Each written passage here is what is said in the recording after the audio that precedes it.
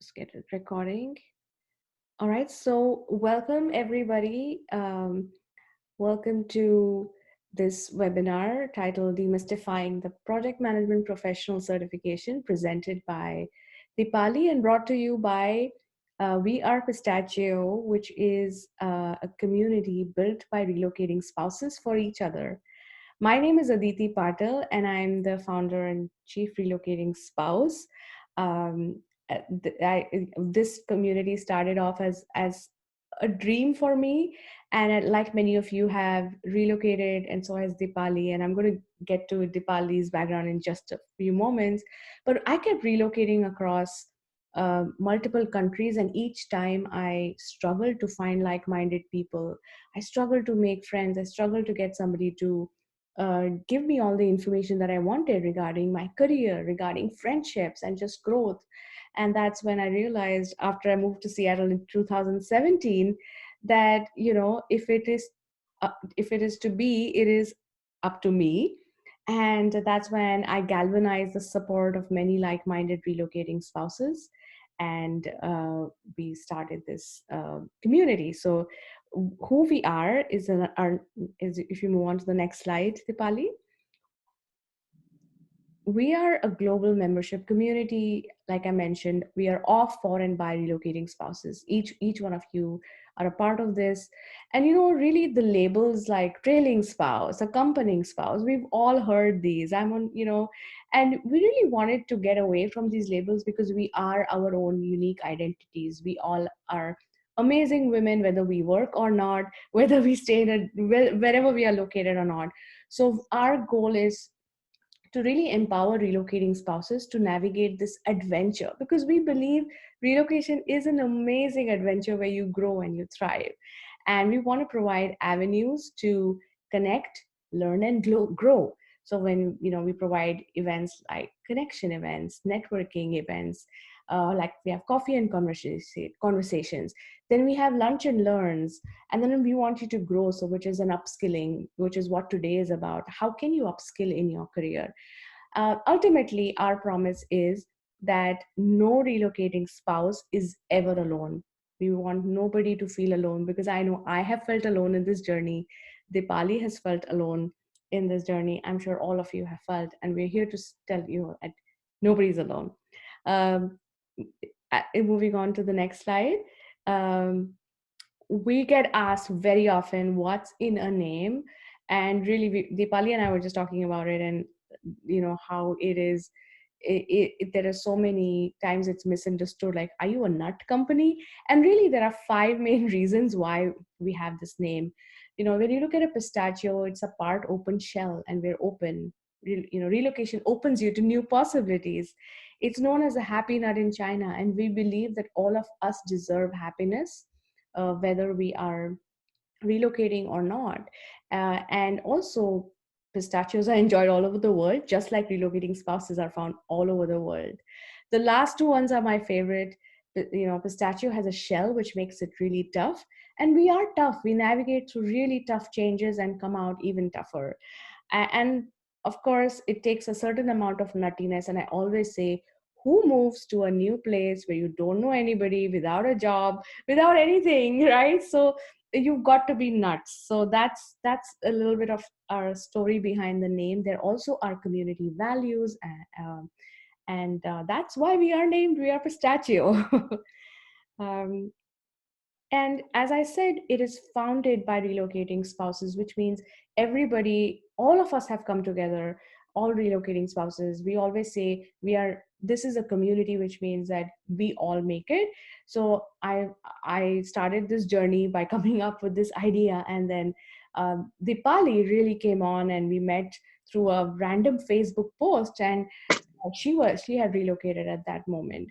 And we immediately bonded and came towards with common ground. So Dipali is the co-founder at We Are Pistachio, has an extremely rich experience and background with entrepreneurship and, of course, project management. And that brings us to today, where she is going to share her experience of how she moved with from India to the US, and then really dove into this journey, upskilled herself, and really navigated through this PMP certification simply on her own. I was fascinated by it. So, thank you, Dipali, for taking the time to do this. And again, welcome everyone. I'll be monitoring the chat box. So, if you have any comments, questions, I see them already. We'll get to them. Over to you, Dipali. Hey, thank you so much, Aditi. So I think Aditi has introduced me really well. A little bit to add to that is that my two businesses, one was in the interior design space, and the second one was in the anti-sexual harassment training space. When I'm, running two businesses in India, I had a massive social as well as professional network, and then I moved to the US, and suddenly I didn't know anybody, nobody knew me, and I had to actually start from scratch. And towards that, I thought the first right step would be to get some kind of a upskilling or certification before I start my journey, my job search journey. Eventually, I did get a job. I did work and decided not to take the, continue down that path and instead go the entrepreneurial route and, you know, be a part of VR Pistachio. However, I thought it was important for me to share my experience of how I went about this PMP certification. And I'm sure I get asked this really often. There are many ways to attain your PMP certification, and in this webinar, I'm going to share my journey. I'm sure there are more efficient, faster, quicker, more expensive, or cheaper ways to get a PMP certification. But the attempt here is to share my journey with everybody. So this is what we have to look forward to today. This webinar is being recorded, which means we will share this recording with everyone who's attending this webinar today. So feel free to take down notes if you want to, but you will have this for reference. It will be uploaded on our YouTube channel. We are Pistachio's YouTube channel, so it'll always be available to you for reference. Uh, One clarification: there are some changes in that PMI keeps making in the certification and the examination process. So whenever you are ready to apply or start your prep, be sure to visit the PMI website to make sure that you have the most updated information. So this is what we are going to look into today. One is that why should you invest in a PMP certification? Second thing that we are going to discuss is this PMP for you, or should you basically are you qualified to become a project management professional? We will look at the application process. We will look at exam prep. Let me warn you, the exam prep is my journey, so that's what I'm going to share with you. There will be a slide of resources that will be shared towards the end. There are some tips and tricks and things to remember on the day of the exam. And we will try to keep some time for question and answers because I know that these are important, and you would have tons of questions. So we will try to keep some time for that as well. Like Aditi said, keep the questions coming, keep typing them. We will try to answer them on this webinar if we can. If we are out of time, I will revert to you with the answers. Yeah, so first off, why should you get a PMP certification? PMP basically is a gold standard of project management certification from the Project Management Institute. Uh, if you are in the job search, then a PMP certification makes your resume more attractive to the employers. Basically, it's just a validation that you are a capable person who can lead projects, and that's an important thing to employers. Uh, if you just open any job portal, you will see thousands of project management jobs. And let me assure you that there would be hundreds of thousands of applications for those jobs. Now, how does a recruiter basically kind of filter down these applications? One of the ways that they do it to narrow down the candidate pool is the PMP certification filter. PMP is also a keyword in the ATS, the application tracking system, which is an intelligence system. PMP is basically a keyword. So the moment you say PMP, your resume is going to go through the ATS. It is a big networking tool. Project management community is really strong. They're very well networked. PMI has its chapters in every city that you could possibly think of. They have a lot of events, and this is a huge networking opportunity for you in your job search as well as your career progression. Again, PMP gives you instant recognition. There is, you the moment you say you have a PMP certificate, nobody's going to doubt that you're a good project manager. But if you're already working and you go ahead and get your PMP certification, suddenly you will start speaking the language. You will speak the language that all project managers who are PMP certified speak, and that in a way unifies. You understand them better, and it creates a better team.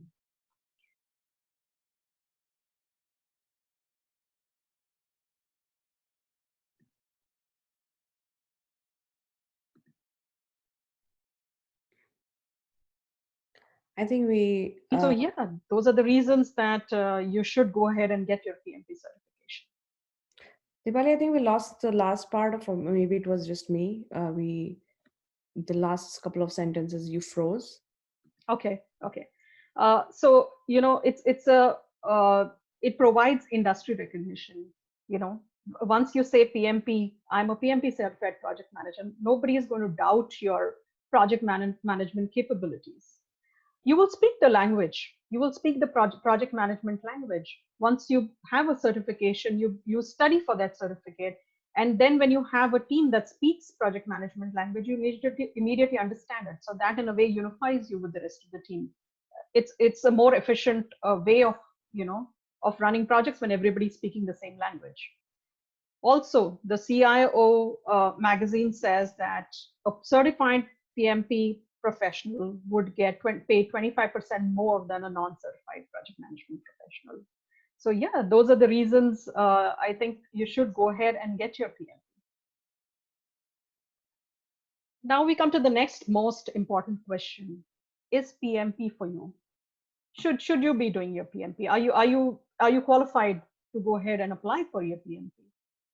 So basically, the criteria is very simple here. If you have a 4-year degree, which is an undergrad degree, you have 3 years of leading projects experience, and 35 hours of project management education, which is very easy to achieve. We will cover that in the next slide. If you have these things, yes, you are qualified to apply for project management professional certification. If you have a high school diploma or associate degree, then you need 5 years of experience leading projects, and again the rest of the criteria remains the same. So what it basically translates to is that if you have a bachelor's degree, you need 4,500 hours of project management experience, and if you have an associate degree, then you need 7,500 hours of project management experience. One thing to remember here, and I would like to tell you, is that project manager, you need not have the title of a project manager in your job title right now. You could be doing anything else. For example, my domain was interior designing. I was an interior designer. However, I did project management as part of my interior designing job, and that qualified me to apply for project management for the PMP exam, and I cleared the exam, right? So if project management is a part of what you do, you're still you can still apply for the PMP certification. Now, what is the application process? Like I just explained the previous slide, you need to get 35 hours of project management education.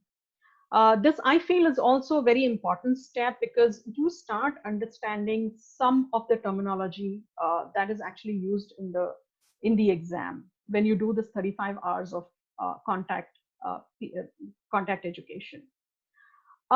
One thing I would like to clarify here was that when I moved here, I wasn't working, and so I had decided that I'm going to get this project management certification in the cheapest way possible using all the free resources, right? there are there are other ways of getting project management certification training, which is you could join either a boot camp or you could join some kind of online training, or there are millions of options available there. But I decided to somehow do it on my own. And so the most of the resources that I'm going to share with you are all free resources. So I got my 35 hours of PDU from Coursera. The professor who led this course is Margaret Meloni. She's really good, explains the terms very clearly, simply. I think it costed me like $10. There was some kind of a discount going on that course at that time, and that's all I paid to get my 35 hours of project management education.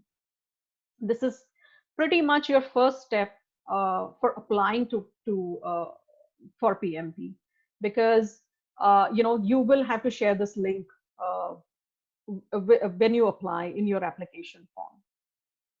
The first step, of course, to apply for a PMP certification is go to pmi.org, see their certifications, and go to PMP, and you can start your application process there.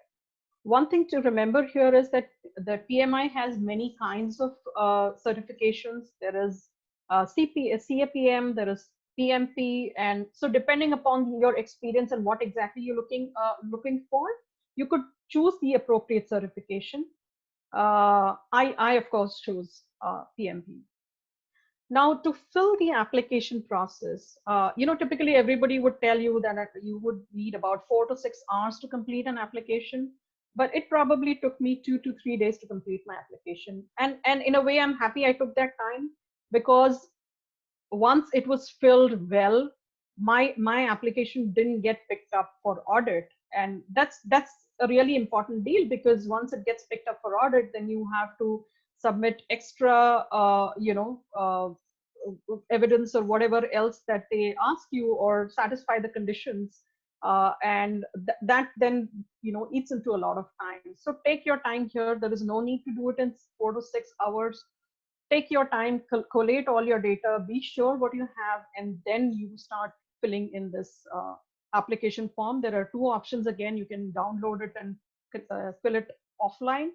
I chose to do it online because I can just save it there. I could just save it there and go back to it whenever I wanted. There, I have listed a YouTube link of a video that I watched when I filled the application, and I think that really helped me, because I was able to do it well. Provide a summary of the projects you did. What was the objective? What were your responsibilities? What were the project deliverables? What is the result that you were trying to achieve? And these have to be divided into process groups, which is, we'll come to that and you will understand better as we go on with this webinar. So, which process group do these fall under, and what is it that you have achieved under that particular process group? Make sure that the timelines that you have spent are distributed across this 5 process groups. The general rule of thumb is that in the initiating process group, you spend about 5 to 10% of your time, planning 20 to 30% of your time, execution 20 to 30% of your time, and controlling and monitoring 20 to 30% of your time, and closing is 5 to 10% of your time. Now, people who've already looked at PMP, who have visited the website, who have seen a few videos, you will understand this much better. For the others, once you start the process, you will understand what I'm talking about, what these process groups are. I know it all sounds a lot right now, but once you do those 35 hours of PMP education, you will actually start understanding these things. Then you have to, if you have mentioned that you were there in that particular project from the beginning till the end, then make sure that you apportion a time spent on each of these process groups. Whatever project that you have done. One thing to remember here is that if you are already a project manager, it's not necessary that you have been a part of this particular project from the beginning till the end. You may have come somewhere in the middle. Maybe the initiating stage was already over and you came only at the executing stage, or maybe execution and was done as well, but you came only at the closing time. It's quite possible. So don't worry about it if you've not been there as a part of a project during the initiation. You don't have to mention it, but make sure that you were in the initiation stage of some project at some point. What I'm trying to get here at is that the 5 process groups, make sure that you have been a part of those groups in some project or the other.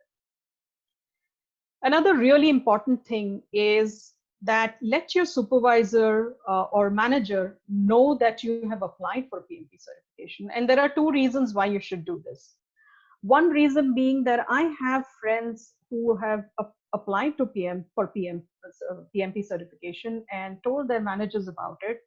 And the organization actually stepped up to sponsor their project management certification, PMP certification. So that's a huge, huge deal. And many a times when organizations sponsor the PMP certification, they also sponsor the training. And typically, if you were to join a boot camp, that costs upwards of $1,500. So if your organization is willing to sponsor it, there's nothing like it. So that's one reason why you should actually let your supervisor know that you're applying for PMP. The second reason why you need to do this is because if your application gets picked up for audit, then the supervisor already knows, right? So the supervisor is prepared that PMI is going to reach out to them and ask for some clarifications or questions. So these are the 2 reasons that you should absolutely let your manager or supervisor know that you're applying for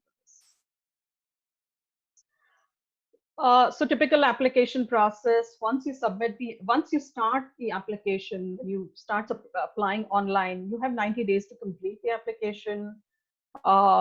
PMI will revert to you in 5 working days about the completeness review. If your application does get picked up for audit, you have 90 days to kind of, given the clarification that PMI has asked for. The certification cycle starts the payment, you can schedule an exam only after you pay.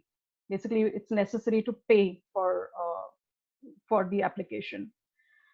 You can take the test up to 3 times a year on a single application. Then the certification cycle starts the day you clear the exam. And the credit for maintaining the credentials, you need 60 PDUs. This comes much later, but you need 60 PDUs, that is professional development units, to maintain your credential. And again, even this whole thing might sound a little bit Greek and Latin to somebody who is not looked into PMP at all. But let me guarantee you that once you start looking at a few videos or visit PMI, all of this will start making a lot more sense. Now this is I've just taken a screenshot of my application, and what I had actually done was that against each of the process groups, I had there's I think a 500-word limit on the description that you need to write. So you have to be very, very concise and to the point about it. So what I had simply done was I had, against each of the process groups or each of the project stages, I had just listed out the tasks that I have done. And if you look at the planning, I have written something called created WBS. WBS is a work breakdown structure. Now, this is something, though I have pretty much done project management for 14 years of my life, I did not know the term WBS. And the 35 hours of PM project management education is what helped me understand all this. So I literally listed the things that I had done against each phase of the project. And the thing to remember here is that my application did not come up for audit. In 5 days, PMI just accepted my application, and I was on to my preparation for the studies. Yeah, the next and the most important thing, of course, is the preparation for the exam itself. Now, what you see here is, so PMP is based on a book called PMBOK, which is Project Management Book of Knowledge. Now, this Project Management Book of Knowledge has a process chart, and what you're seeing on your screen right now is that process chart. So this has 10 knowledge areas, which you see in the vertical column. okay, which is project integration management, project scope management. So all those are your knowledge areas. And you have five process groups, which is initiating, planning, executing, monitoring and controlling, and closing. In total, there are 49 processes. And that is what this whole book and the exam is about. So in a way, this is the most important page from that book. So it's really important to understand this very well as to what are these knowledge areas, what are these process groups, and what are the different processes within this. The way I had remembered this process chart was, on the left hand side, we had this, the knowledge areas. So of course, there are different ways to remember it. The way I had remembered it was, I had just created a mnemonic for this, and I didn't create this mnemonic. I just found it online, and which was, I saw 6 cars quickly wrap Carol's rare passenger side. So that covers integration management, scope management. So you can create your own mnemonic. You can remember it any which way that you want to. But we will get to a point, next slide, where I say that you need to write down this chart every single morning when you get up. Each of these, for example, integration management, for example, has 7 processes. So it's very important to remember how many processes each of these knowledge areas has as well. The easy way to remember is just remember it as a phone number, because there will be 10 digits, right? So just remember it as a mnemonic for names and as a telephone number for the number of processes each of these knowledge areas have. And personally, PMBOK is one of the most dry, dull books that I've ever seen in my life. Okay, so it's and which is why I'll come to what I'm trying to tell you next.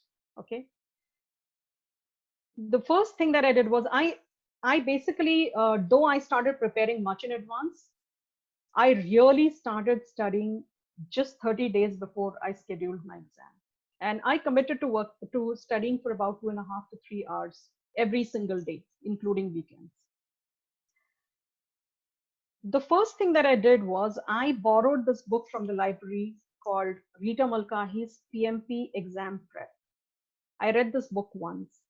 And this is the same project management. I mean, it's a book for PMP preparation, but it's much more interesting than the PMBOK. So I would suggest start with this first instead of PMBOK. So the way I went about it was, I first read Rita Malkin's PMP prep book, then I read PMBOK. Suddenly, after reading Rita Malkin's book, PMBOK starts making a lot more sense, and you know exactly what you need to understand from PMBOK. Then I went back to Rita Malkin's book, and that clarified everything else for me as far as the processes and inputs and outputs were concerned. I supported this with a lot of YouTubes on topics. Now, the thing is that there are a lot of sources out there. Please focus only on a few reliable ones. And you will get to this. While I have listed a few here, don't take my word for it. You do your own research. So what I would do was that once I had read these books, there were topics that I understood clearly right away. There were some that I didn't, right? Especially, there's a topic called EVM, that is earned value management. Now that's a little difficult topic to understand. And for me, I thought iZenBridge had fabulous, they explained it very simply and really well, and that kind of reinforced my knowledge about EVM. So don't refer to YouTube for an entire PMP prep, but refer to YouTube videos for topics that you need clarifications on. And they're a huge help. All these 5-minute, 10-minute videos that really clarify the concepts for you. Find a study buddy. And I found a study buddy in my Facebook, in the community Facebook group. And though mine was not really a study buddy, But this lady helped me a lot when I was preparing for my. I would literally reach out to her for anything, and she would make sure she responded. And she, when I was very unsure whether I was ready for the exam, she's the one who, kind of pepped me, saying, "No, no, you're ready. This is how I felt as well. So go ahead, go for it." That's all that you need. You need all the encouragement that you can. If you can actually find a study buddy or a study circle, nothing like it. You can do it virtually, you can do it physically, but that would be great. But find somebody who has, who's trying to achieve the same thing as you are, and that will motivate you to do it. The process chart that I showed you in my earlier slide, get up in the morning and write it down every single day. That's really important because that's pretty much the basis of the exam. So write it down every single day. Same with the earn value management formulas. Please write them down every single day.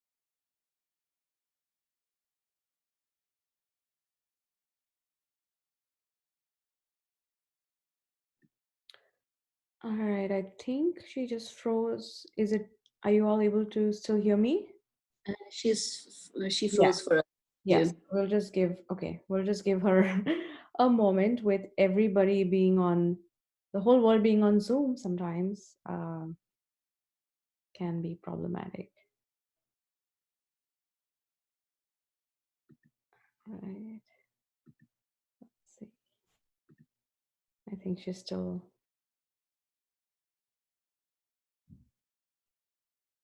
Oh, yeah, we lost her for now. Okay. No worries. So why don't we just kind of, while she's there, yeah, Anka, that's a great idea. So why don't you just drop in the chat any insights, or what's something that really stood out to you from what you've heard from her so far?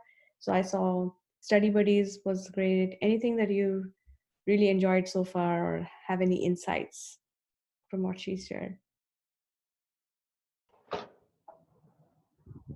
I can share one insight that I got uh, because I discussed with Deepali before about PMP, Mm-hmm. and I started to ask myself if this is right for me Mm. beyond the experience that you need on paper, 3 years and so on.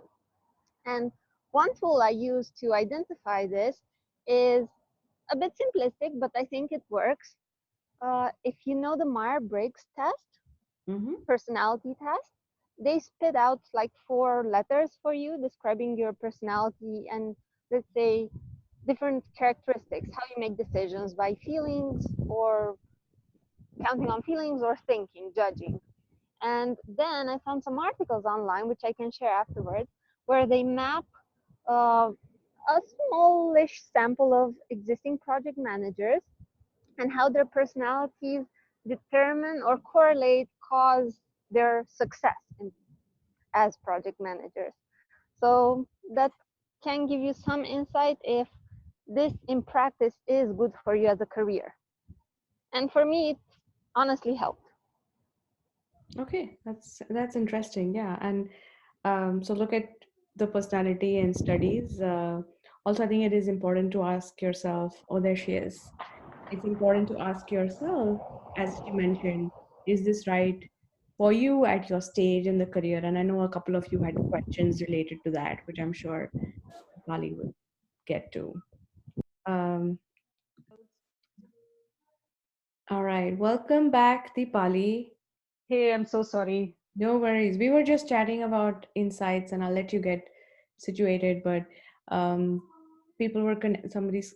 I think study buddies was a idea that resonated with a few folks, and then Anka was just talking about how identifying if PMP is for you is really important, and then also correlating with MBTI profiles. Those some articles are there. So I'll hand it back to you. We lost you at EVM when you were talking something Okay. to EVM. Okay. That's Yeah. so Yeah. I was listening. Okay. And Okay. we can't see you yet. So Okay. I'm gonna but you can keep going. We can hear you. Yeah. Okay. Sorry about that. Oh yes, we can see you now. Yeah. All right. Thank you everybody for your patience. Yeah. Hey, so let me know as soon as you can see my screen. So Yeah. so EVM formulas. So all these are, I had downloaded a lot of apps to practice for my PMP, and it's actually a very fun way to practice your PMP exam questions, or just to get your basics right. So these were like a lot of fun. I would just do them while I was, when my husband was driving and I was in the passenger seat. You can buy flashcards. Uh, there are a lot of flashcards available on Amazon, or at many other websites, for the process inputs, tools and techniques and outputs. And these are actually important to remember. They're important to understand, and once you understand them, you don't really have to remember them. So that's the beauty of it. So I had made my own flashcards, because remember what I said, I decided to get my PMP in the least possible amount of money that I could. Take as many mock tests as possible. I remember I took 8 mock tests because that was what was available for free. There are a lot of there are a lot of organizations that offer like a package that you could pay, like $30 and take 5 exams or whatever. So I had taken 8 of them, and I actually scheduled my exam only when I crossed threshold of 85%. Only when I started scoring above 85% is when I went ahead and scheduled my exam. One thing here I would like to tell you is that, till you schedule an exam, you won't feel the pressure of actually preparing for it. So if that's the way you operate, then please go ahead and schedule it as soon as possible, right? Because that will get you to start preparing more earnestly, with more number of hours, investing more number of hours. One question that I would like to, that many of you might have, is that if you do not have any previous project management experience, as in your job title does not say project management, let's say you're from the legal field, or like me, from the interior designing field, is PMP still for you? So the answer to that would be yes, PMP is still for you. Only thing is that keep looking for jobs in your domain. If you're in the legal, please look for project management jobs in the legal domain. So yes, even if you don't have project management in your title earlier, and you're trying to kind of pivot your career, so I would say it's still for you. This is the process chart, the dull, dry one that I had shown you earlier. This is Vita Malkin's interpretation of that process chart. And this more reads like task, and this is more understandable. I didn't really much refer to this, but I have spoken to a lot of people, and they find this much more simpler to remember or understand. So if this works for you, it is exact same process chart. It's just that it's kind of listed down as tasks as compared to what the PMBOK has. So if this works for you, I mean, go for it, because this will give you a better understanding. It's more like just a list of things, and probably a little bit more easier to understand. So yes, this is what the actual exam is going to look like. So basically, your the PMP exam is 4-hour long exam. It has 200 questions, and this is the distribution also of those questions, which means obviously most number of questions are from planning and execution and monitoring and control, and lesser weightage to little lesser weightage to initiating phase, and the least weightage to, of course, closing. So yeah, so this is what you would expect in terms of the amount of the time or energy that you should spend on each of these processes.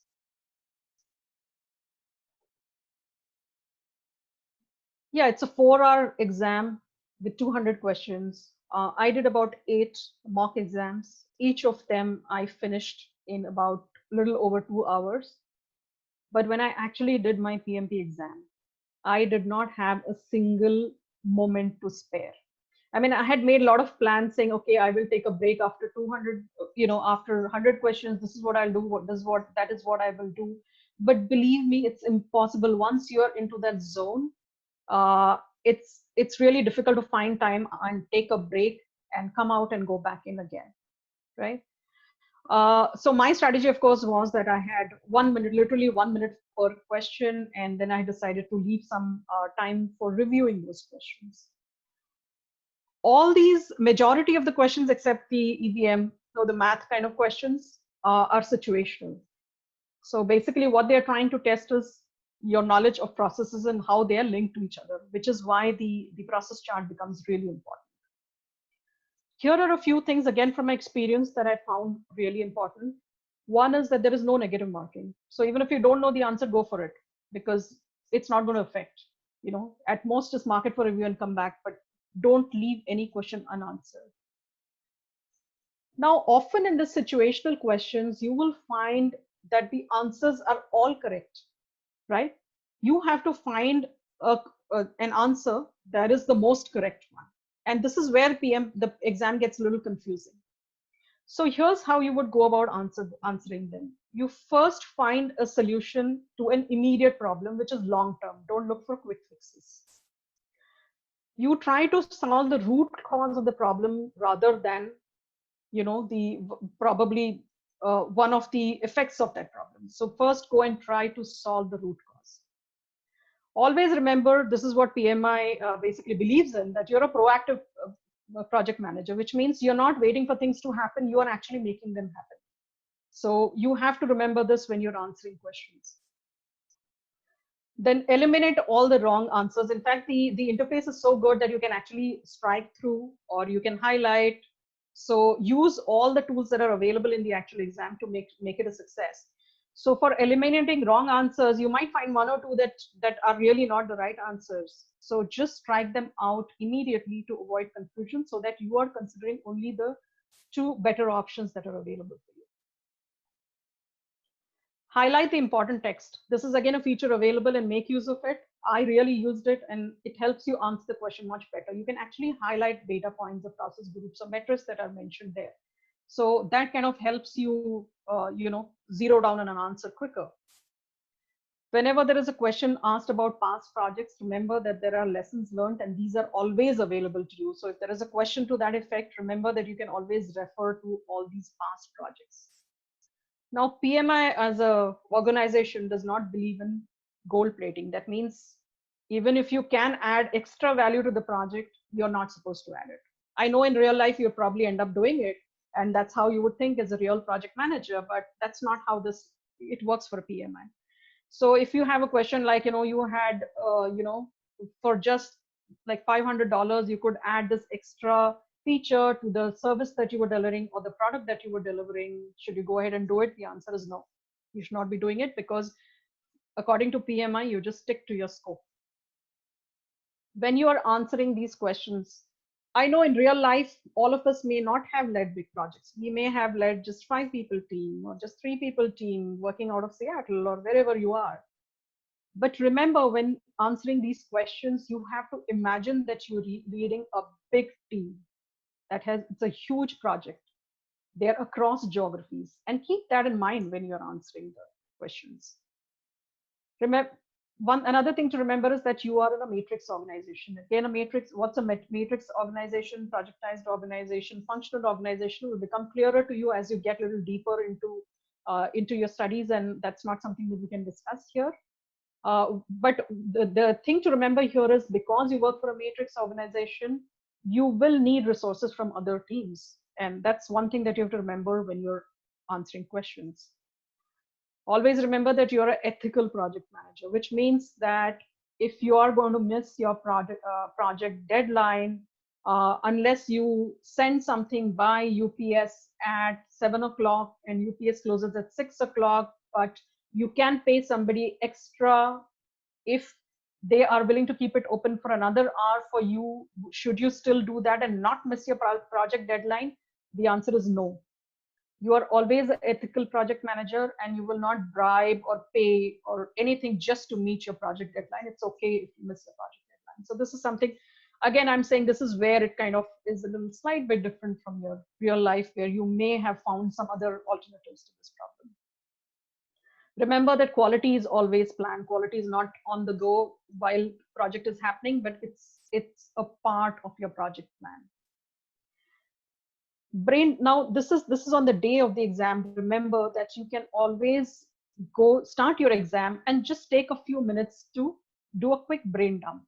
Now this is where all the practice for the process chart that you have done, writing it down every single day, this is what you're going to write down on a piece of paper the moment exam starts. This and the EVM formulas. And believe me, this helps a lot, because since all the questions are based on the project chart, and at least, maybe at least I saw like 5 EVM questions, this helped me become more efficient. It will take your time. It took me 3 minutes to write this down, but I think it was well worth it. Okay. Important thing is have a plan. Everybody's plan could be different. Mine was to take 1 minute per question, and that way I could have some time and spare for review, and I did. So I basically just marked the questions for review and came back and reviewed those questions. So that gave me a little bit of time. So yeah, these are the things that you have to remember when you're answering the actual exam. At the Prometric Center, you carry only your confirmation letter from PMI and a government issued photo ID and water or juice. Everything else is provided for. Remember, the Prometric Center conducts a lot of other exams as well. I remember the person sitting next to me, I don't know which exam he was giving, but it was an exam that involved a lot of typing, and that was really bothering me. So you can request for headphones if you want. You should take breaks only when absolutely needed, and this I cannot emphasize more. The reason being because once you start the exam, the clock is ticking, and every time you take a break, you have to go through a thorough security check before you can come back into the hall, and that costs a lot of money. So think about it. And the last and the most important thing for me was, don't expect balloons and confetti or a flashing screen on your computer screen when you pass, because we are so used to Facebook kind of interface where something different is going to happen because you pass. But if when you pass the exam, the computer screen is just going to you will get the result immediately. Of course, your certificate will come later by post, but you will know your result immediately, and you will know when you have passed your exam. Now, these are the resources. I won't spend too much time on this.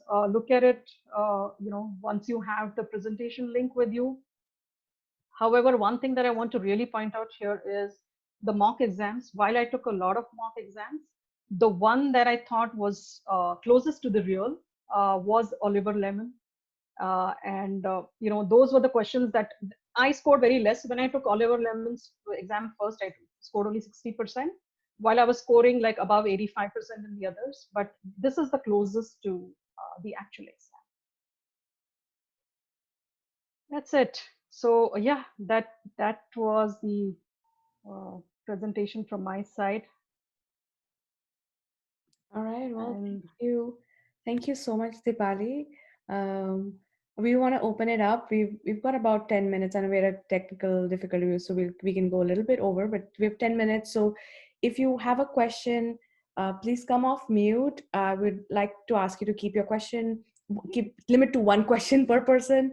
We are always happy if you have questions. Reach out to connect to Deepali. She's always available. So the floor is open. Who would like to go first? Come off mute. And just if you have had typed in the questions earlier, I have lost them. So I only have. Yeah.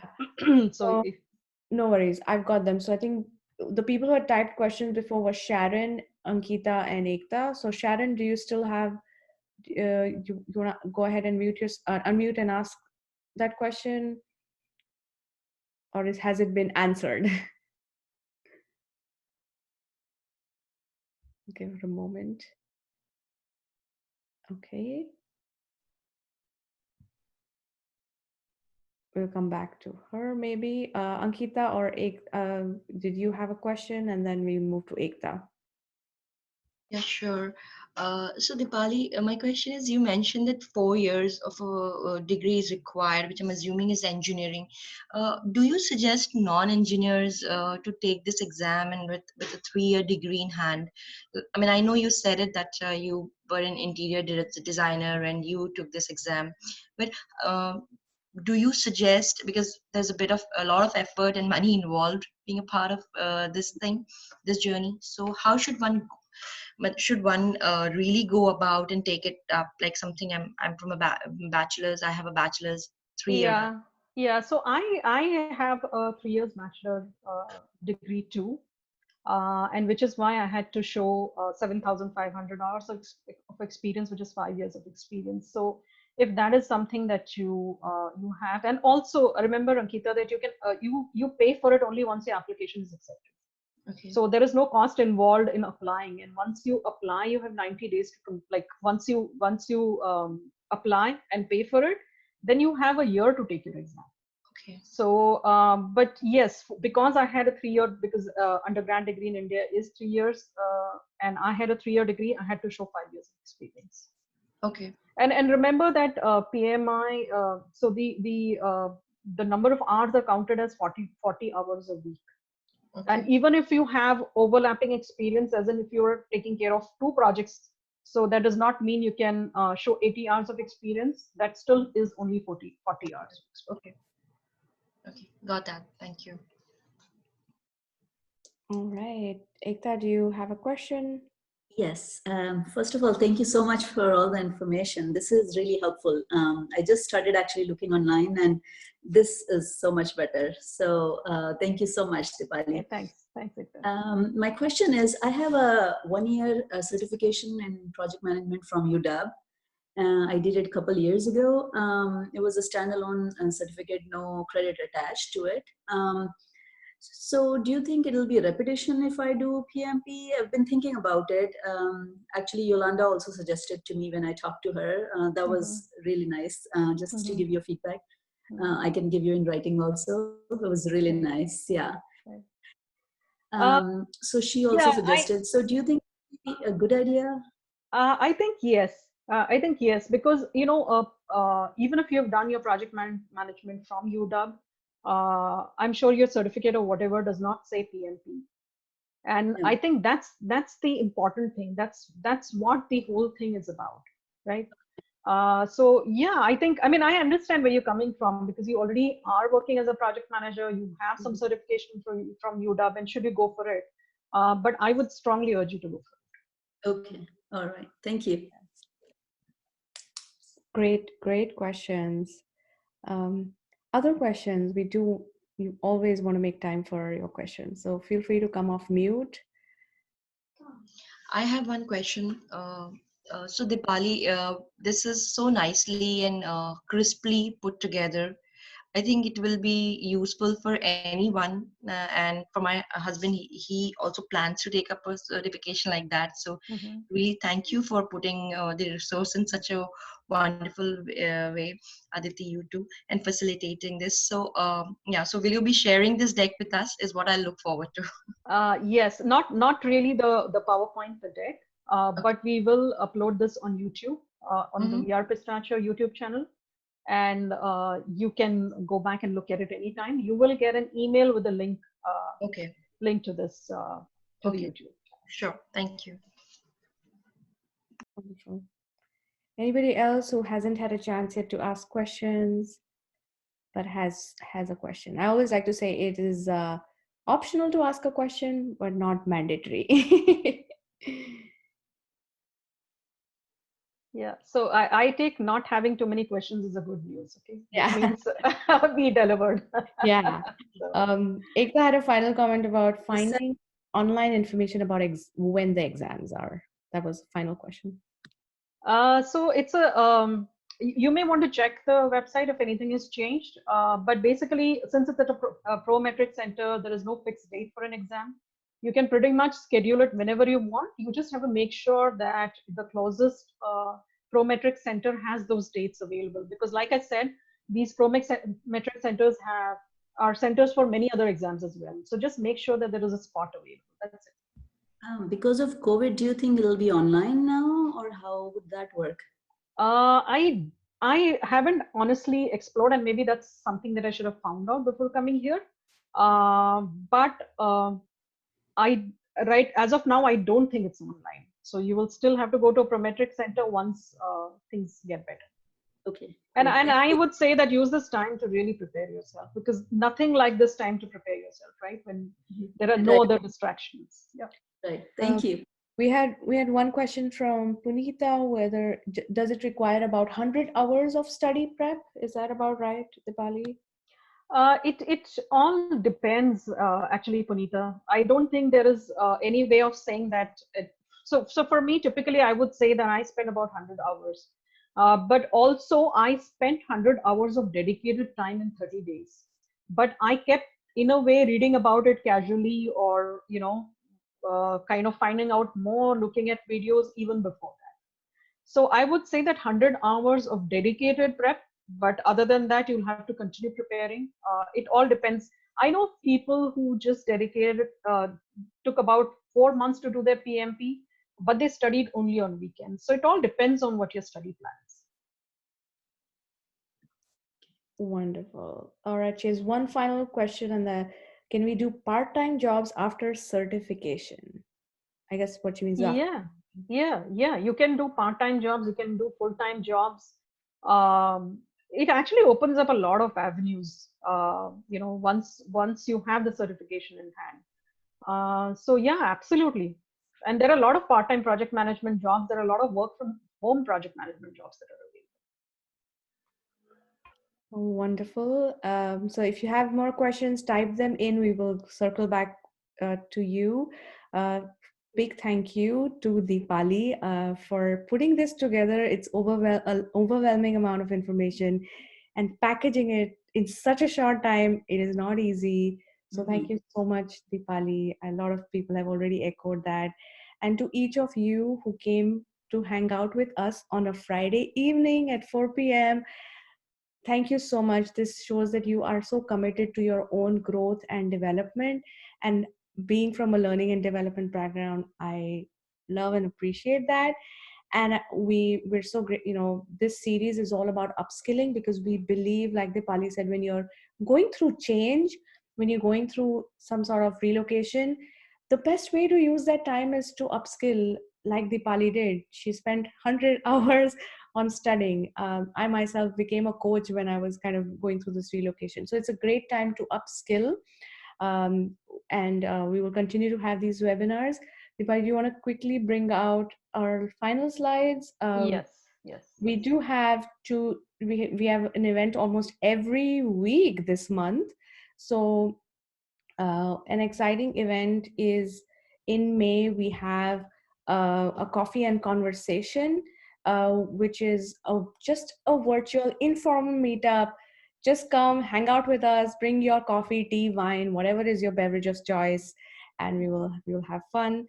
And then the other one is about we're getting a career and job search strategist, Lynn Juve. She's amazing and is so busy, and has agreed to come and talk to all of us to talk about how to navigate this difficult hiring system, especially when you relocate, when you don't have a network. It's really hard, and it's hard even for people who have not relocated. So I have put the link to register. That event is on 22nd. That's a lunch and learn. And then, of course, connect with us at We Are Pistachio. We have several avenues. So if you want to move to the final slide, Deepali, we have a Facebook group. We have a website. Email us with any questions. We have a podcast where we interview relocating spouses. So again, thank you so much. Milena says, thank you. Yeah, we're so grateful you're here. And I'm going to hand over closing comments to Deepali. And then wish everybody a happy weekend as well. So Deepali, your closing comments. Hey, thank you so much to all of you for attending this. It was crazy trying to assimilate this entire information and put it into a single presentation. I try to do as much justice as possible, and try to simplify the whole thing. Having said that, all of you are free to reach out to me if you have very specific questions or need any help in your preparation. But it was a pleasure, and I hope this was a Friday afternoon well spent for all of you, because you did come here on a Friday afternoon. Thank you so much. Wonderful. Thank you. Thank Thank you you. so Thank you much. so much. Bye.